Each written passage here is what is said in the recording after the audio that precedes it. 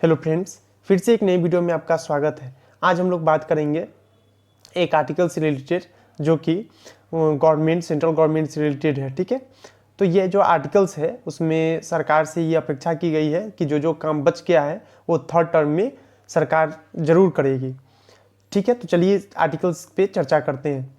प्रधानमंत्री नरेंद्र मोदी 2024 के आम चुनाव में अपनी जीत न केवल पक्की मान चुके हैं बल्कि वे बार बार इसका दावा भी कर रहे हैं।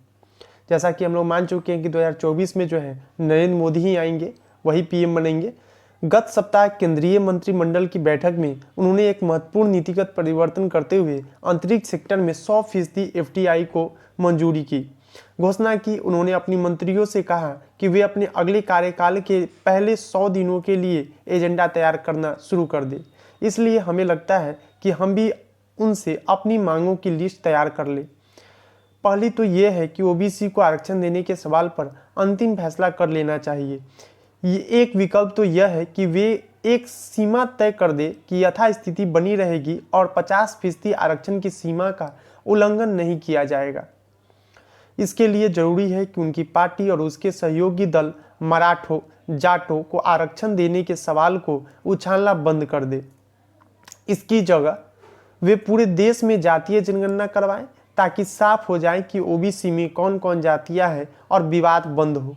मोदी ने अपने दूसरे कार्यकाल में कृषि सुधारों की गंभीर कोशिश की थी लेकिन विफल रहे। तीसरे कार्यकाल में उन्हें भारत के लिए सबसे जरूरी इन सुधारों के वास्ते माहौल बनाने में वास्तविक राजनीतिक पूंजी और समय लगाने की जरूरत होगी। पीवी नरसिम्हा राव ने लाइसेंस कोटा राज वाली पुरानी उद्योग नीति को तो आसानी से दफन कर दिया था, लेकिन कृषि और किसानों को बाजार से जोड़ना कहीं ज़्यादा चुनौतीपूर्ण है क्योंकि इनके साथ राजनीतिक ताकत जुड़ी है। लेकिन यह भी याद रहे कि राव ने यह सुधार अल्पमत वाली सरकार चलाते हुए किए थे। 60 साल पहले जब एमएसपी वाली व्यवस्था लागू की गई थी तब इसे सुधार माना गया था, लेकिन आज यह किसान विरोधी है और बाजार को खराब तथा नष्ट कर रही है। अगर सरकार को अपने खाद्य सुरक्षा भंडार के लिए अनाज चाहिए तो वह खुले बाजार से खरीदे और निजी व्यापार से मुकाबला करे। व्यापार को मुक्त कर देना चाहिए ताकि मौसम की वजह से फसलों पर होने वाले प्रभावों, उनके अभाव और जमाखोरी जैसी चुनौतियों को छोटा हिस्सा ही सरकारी खरीद के लायक सरप्लस फसल उगाता है। आज सभी जमींदार किसान पीएम किसान योजना जो कि हम लोग जानते हैं कि जिसमें सरकार जो है 6,000 रुपया आपको सालाना देती है, साल भर पर 6,000 रुपया आपको मिलता है। पीएम किसान योजना का लाभ ले रहे हैं। इसके अलावा अरबों रुपये खाद, बिजली, पानी के लिए सब्सिडी पर खर्च किए जा रहे हैं। यह सब बंद होने चाहिए और इनकी जगह कृषि क्षेत्र को एक बड़ी नकदी सहायता दी जाए, भले ही इसकी कुल मिलाकर लागत ज़्यादा हो।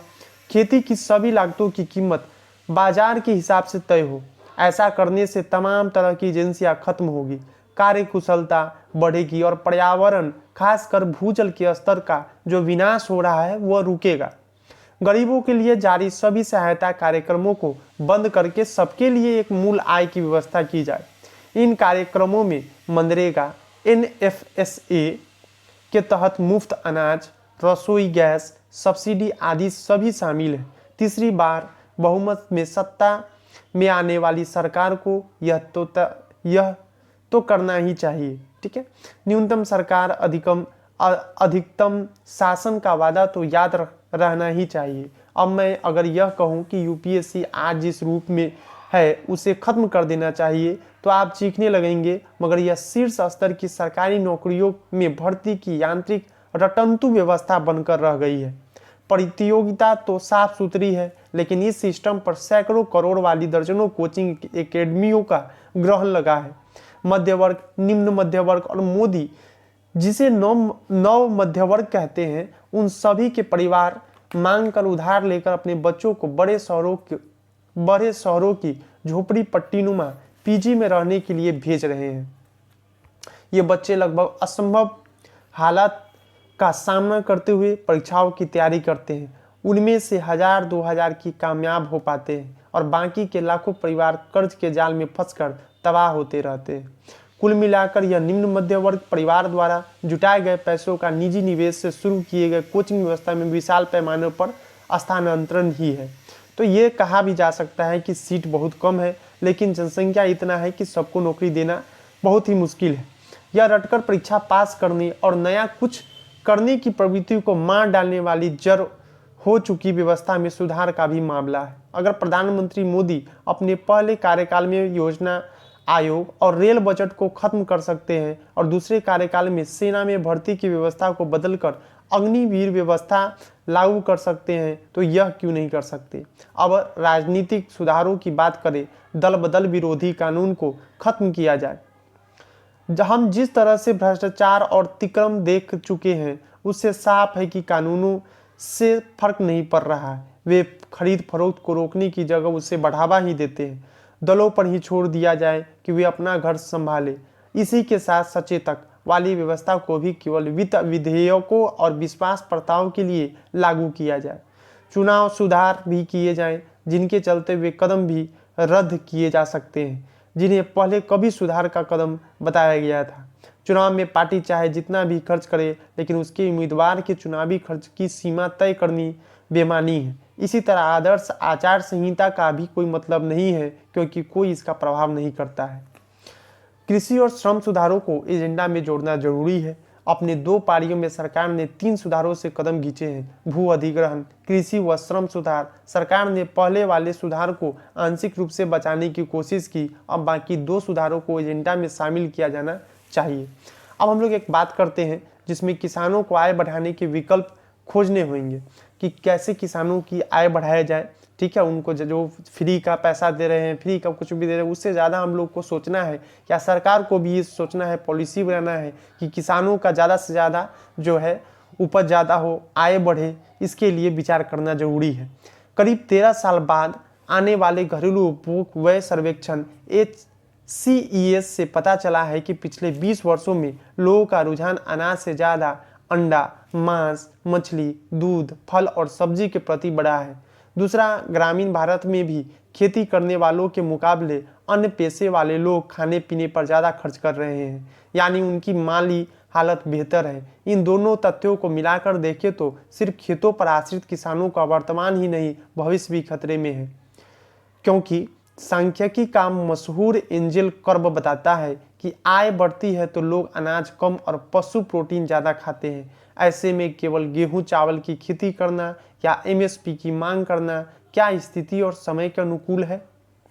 अगर खाद्यान्न लोगों के उपभोग से ज़्यादा है तो सप्लाई डिमांड के सिद्धांत के तहत सस्ता होगा ही, लिहाजा किसानों को फसल विविधीकरण करना ही होगा। फिर इन किसानों को यह भी देखना होगा कि पड़ोस में रहने वाले लेकिन अन्य पेशों में लगे लोगों से वे इसलिए कम खर्च करते हैं क्योंकि अनाज की खेती से आय कम है।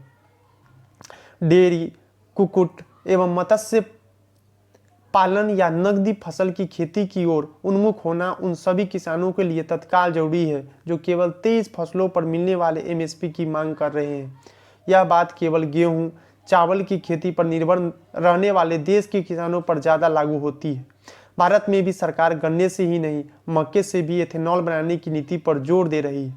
गरीब शाकाहारियों के लिए आज भी दाल प्रोटीन का प्रमुख स्रोत है, लिहाजा आंदोलनकारी किसान भी सरकार द्वारा दलहन की खेती की सलाह पर गौर करें।